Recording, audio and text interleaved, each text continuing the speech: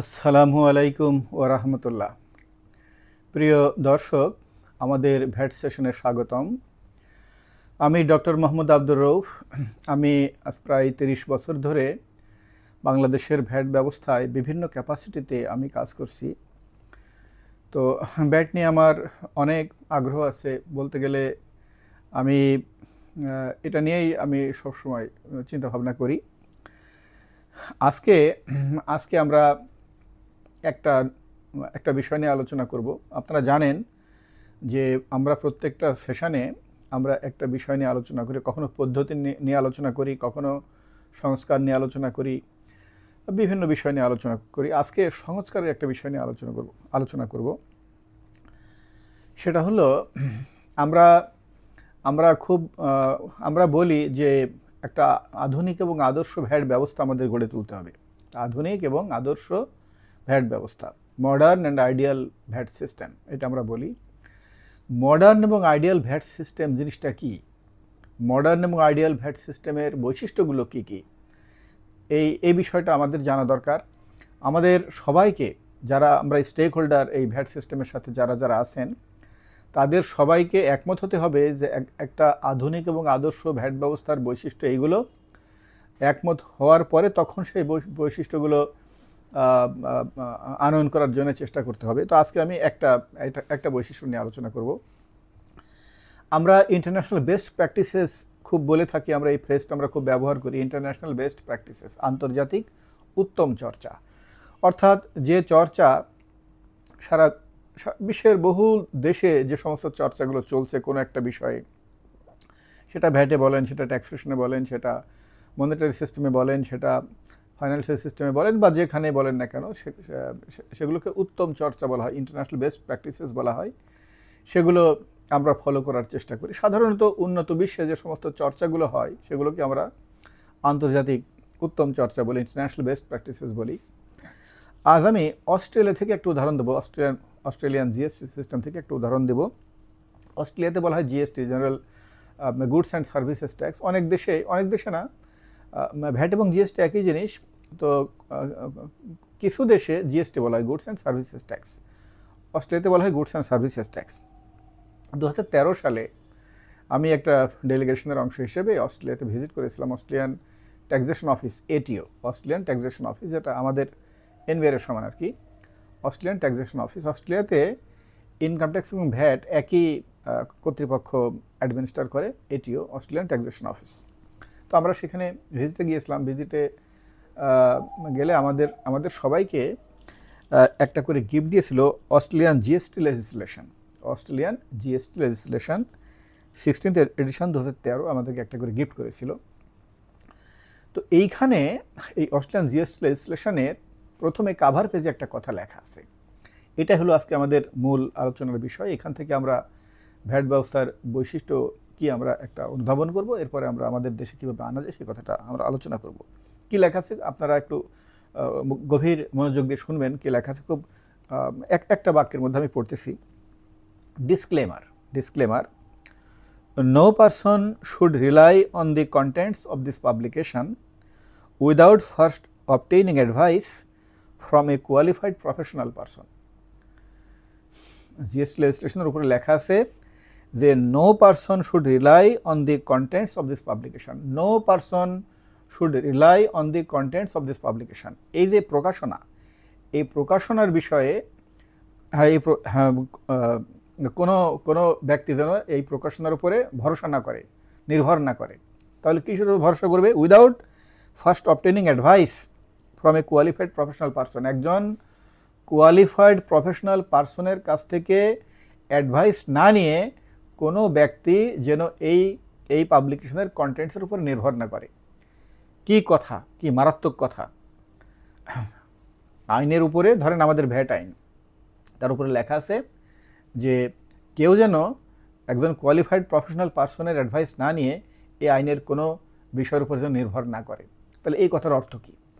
আমি আবার পড়ি, এটাই যেহেতু মূল আলোচনার বিষয়। No person should rely on the contents of this publication without first obtaining advice from a qualified professional person. একজন কোয়ালিফাইড প্রফেশনাল পারসনের কাছ থেকে অ্যাডভাইস না নিয়ে কোনো ব্যক্তি যেন এই পাবলিকেশনের উপরে নির্ভর না করে। এই কথার অর্থ কি? এই কথার অর্থ হলো যে সাধারণ মানুষ এই আইনের উপরে নির্ভর করতে পারবে না, সাধারণ মানুষ এই আইন পড়ে বুঝে ব্যাখ্যা করতে পারবে না, সাধারণ মানুষ এই আইন পড়ে বুঝে কমপ্লাই করতে পারবে না। এই হলো একটা কথা। আর একটা কথা হলো একটা কোয়ালিফাইড প্রফেশনাল পার্সনের একটা কমিউনিটি থাকতে হবে। একটা কোয়ালিফাইড প্রফেশনাল পার্সনের একটা কমিউনিটি থাকতে হবে। যেমন একটা দেশে ডাক্তার কমিউনিটি আছে, একটা ইঞ্জিনিয়ার কমিউনিটি আছে, কৃষিবিদ কমিউনিটি আছে, আরও বিভিন্ন HR কমিউনিটি আছে, মার্কেটিং কমিউনিটি আছে, বিভিন্ন কমিউনিটি আছে একটা দেশে। ঠিক একইভাবে কোয়ালিফাইড প্রফেশনাল পার্সনদের যারা ভিএটির সাথে জড়িত, তাদের একটা কোয়ালিফাইড প্রফেশনাল পার্সনদের একটা কমিউনিটি থাকতে হবে। এই কমিউনিটির কাছ থেকে অ্যাডভাইস নিয়ে সবাইকে কাজ করতে হবে। তাহলে আমরা মূল কথায় চলে এসেছি যে আমাদের যে ভ্যাট আইনটা সুষ্ঠুভাবে ইমপ্লিমেন্ট করতে হলে, দেশে একটা আধুনিক এবং আদর্শ ভ্যাট ব্যবস্থা গড়ে তুলতে হলে কোয়ালিফাইড প্রফেশনাল পার্সনের একটা কমিউনিটি গড়ে তুলতে হবে। অর্থাৎ আমরা যাদেরকে বলি কনসালট্যান্ট, পরামর্শক বলি আমরা। আপনি পরামর্শক বলেন, লয়ার বলেন, প্রফেশনাল বলেন, যাই বলেন না কেন, একটা আইন বাস্তবায়ন করতে হলে একটা এই কোয়ালিফাইড প্রফেশনাল পার্সনদের একটা কমিউনিটি গড়ে তুলতে হবে। আমাদের ভ্যাট সিস্টেমে আমরা আজও সেটা গড়ে তুলতে পারিনি। আমাদের দেশে বর্তমানে NBR সার্টিফাইড ভ্যাট কনসালটেন্টের সংখ্যা মাত্র 500-র কাছাকাছি। কত হতে হবে? আমি বলি যে দেশে অন্তত 25,000 ভ্যাট প্রফেশনাল দরকার, অন্তত 25,000 ভ্যাট প্রফেশনাল দরকার। 25,000, হ্যাঁ 25,000, এটা আনুমানিক কথা। একেবারে বিভিন্নভাবে আমি নিজে ব্যক্তিগতভাবে এই উপসংহারে পৌঁছিয়েছি, এই সিদ্ধান্তে পৌঁছিয়েছি যে আমাদের 25,000, আমাদের যে অর্থনীতির যে সাইজ, আমাদের যে নিবন্ধিত ব্যক্তির সংখ্যা এবং যা নিবন্ধিত আরও হওয়া দরকার, এবং ভ্যাট সিস্টেমের যে কাজের যে পরিমাণ, সব কিছু মিলে প্রায় 25,000 ভ্যাট প্রফেশনাল আমাদের দরকার। আমাদের বর্তমানে আছে মাত্র 500।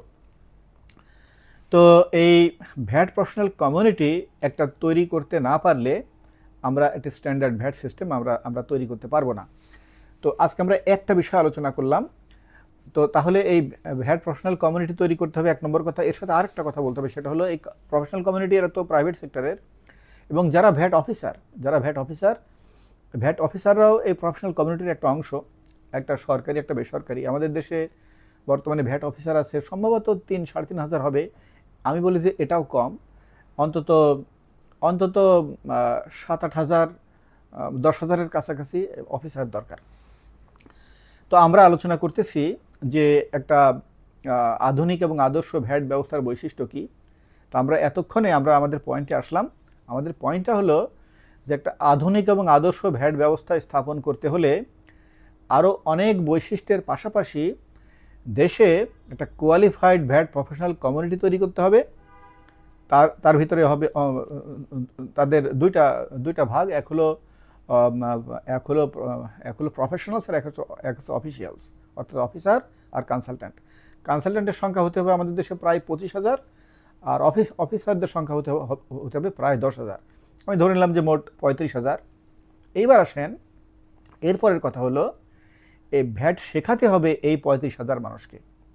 এই 35,000 মানুষকে ভ্যাট শেখাতে হবে, তারা ভ্যাট আইন অ্যাডমিনিস্ট্রেট করবে। আর সারা দেশের মানুষ, এই লক্ষ লক্ষ নিবন্ধিত ব্যক্তি যাদের ভ্যাটের সেবা দরকার, তারা এই কোয়ালিফাইড যে প্রফেশনাল পারসনস, তাদের কাছ থেকে তারা সেবা নিবে।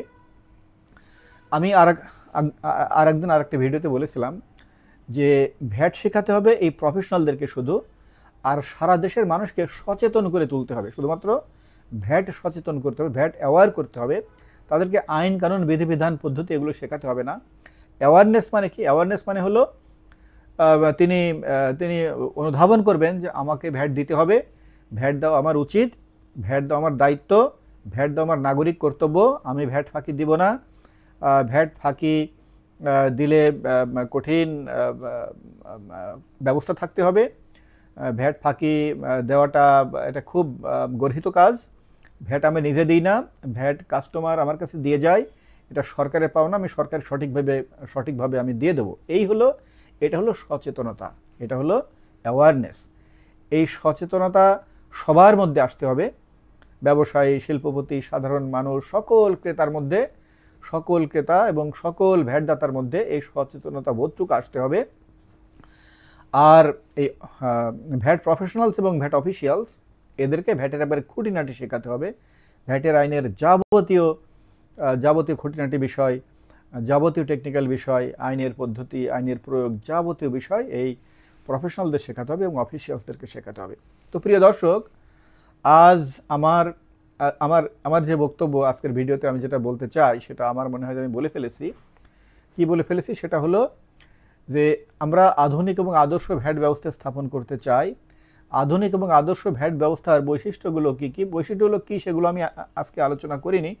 আজকে আলোচনা করলাম একটা বৈশিষ্ট্য। কি একটা বৈশিষ্ট্য হলো যে দেশে একটা কোয়ালিফাইড প্রফেশনাল কমিউনিটি থাকতে হবে। কোয়ালিফাইড প্রফেশনাল ভ্যাট কমিউনিটি থাকতে হবে, অর্থাৎ কনসালটেন্টস থাকতে হবে, এনাফ কনসালটেন্টস থাকতে হবে, এনাফ অফিসিয়ালস থাকতে হবে। এরা হলো professional, these are the professional, তাদেরকে গড়ে তুলতে হবে। তাহলে আমাদের অফিসার বাড়াতে হবে, নাম্বার 1। নাম্বার 2, আমাদের কনসালটেন্ট বাড়াতে হবে। কনসালটেন্ট প্রচুর বাড়াতে হবে, মাত্র 500-র মতো কনসালটেন্ট আছে। তারাও অনেকেই তাদের অন্যান্য কাজ আছে, তারা কেউ অডিটের কাজ করে, তারা কেউ অ্যাকাউন্টসের কাজ করে, বিভিন্ন কাজ করে, সবাই ভ্যাটের কাজ করেও না। তো এখন আমাদের কাজ হলো একটা ক্রাশ প্রোগ্রাম নিয়ে অন্তত 5-10 হাজার ভ্যাট প্রফেশনাল আমাদেরকে খুব দ্রুত 1-2 বছরের ভিতরে আমাদেরকে তৈরি করে ফেলতে হবে। আমরা মাঝে মাঝে ডাক্তার শর্ট হয়ে গেলে সরকার প্রচুর ডাক্তার অ্যাপয়েন্টমেন্ট দেয়, শিক্ষক শর্ট হয়ে গেলে প্রচুর শিক্ষক অ্যাপয়েন্টমেন্ট দেয় দ্রুত বিশেষ ব্যবস্থা নিয়ে। তো আমাদের ভ্যাট ব্যবস্থা একটা খুবই গুরুত্বপূর্ণ একটা সিস্টেম।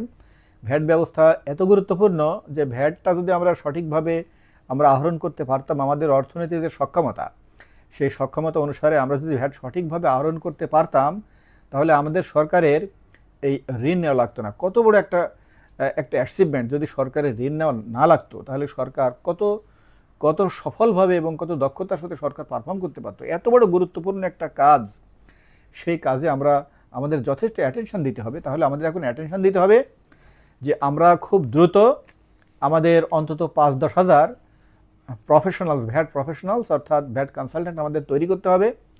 তো এটা তৈরি করতে হলে এখন আমাদের সিনিয়র নীতি নির্ধারকদের প্রতি আমার বিশেষ অনুরোধ যে আমি যে বিষয়টা আমি বললাম, এটা আরও অন্যান্যদের সাথে আলোচনা করে যদি এই বিষয়টা সঠিক, আমি তো বলবো যে সঠিক, এখন তারপরেও সবাই হয়তো আমার সাথে এগ্রি করবে না, এটা তো সমস্যা। এগ্রি করাটাই উচিত। আমি তো যথেষ্ট আর্গুমেন্ট দিয়ে কথা বলেছি, আরও আর্গুমেন্ট দেওয়া যাবে। আমি এই ভিডিওগুলো খুব শর্ট করে করতে হয়, এই জন্য খুব বেশি কথা বলি না। তো সবশেষ কথা হলো যে আমাদের এখন খুব দ্রুত আমাদের ভ্যাট কনসালটেন্ট তৈরি করতে হবে। আমাদের অর্থনীতির সক্ষমতা অনুসারে, আমাদের সাইজ অনুসারে আমাদের প্রায় 25,000 ভ্যাট প্রফেশনাল দরকার। তো ইমিডিয়েটলি আমাদের 5-10 হাজার ভ্যাট প্রফেশনাল আমাদের তৈরি করতে হবে। এটা আমাদের খুব ইমিডিয়েট কাজ, জরুরি কাজ। আমরা যত তাড়াতাড়ি আমরা এই কাজটা করতে পারবো, তত তাড়াতাড়ি আমরা একটা স্ট্যান্ডার্ড আধুনিক এবং আদর্শ ভ্যাট ব্যবস্থা স্থাপনের দিকে আমরা এগিয়ে যেতে পারবো। তো প্রিয় দর্শক, আমি আশা করি যে আমার আজকের বক্তব্য আপনাদেরকে বোঝাতে পেরেছি। যদি আমার এই বক্তব্যে যদি আপনারা কিঞ্চিত যদি উদ্বুদ্ধ হন এবং যদি আমরা যথেষ্ট সংখ্যক ভ্যাট প্রফেশনালস তৈরির দিকে এগিয়ে যেতে পারি, তাহলে আমি আমার এই শ্রম সার্থক বলে মনে করব। আজকের মতো এখানে শেষ করছি। অনেক ধন্যবাদ। খোদা হাফেজ।